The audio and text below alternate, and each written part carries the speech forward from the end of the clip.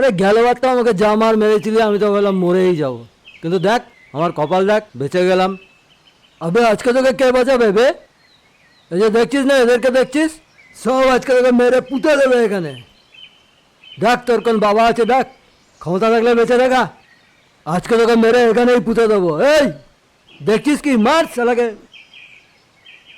Mister শুভ,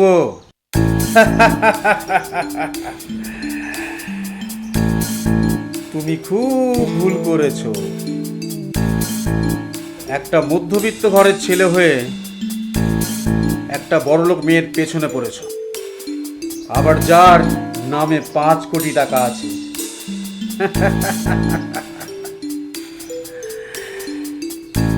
আমার দাদা, মানে ওর বাবাকে কফির সঙ্গে বিষ মিশিয়ে আমি ওকে মেরে ফেলেছি, সব সম্পত্তিটা নেবার জন্য।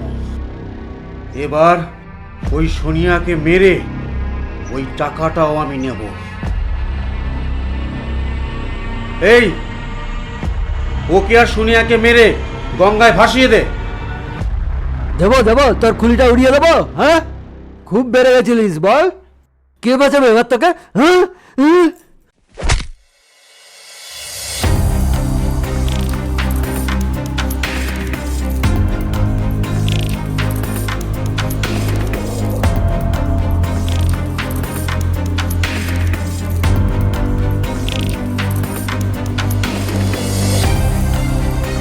কি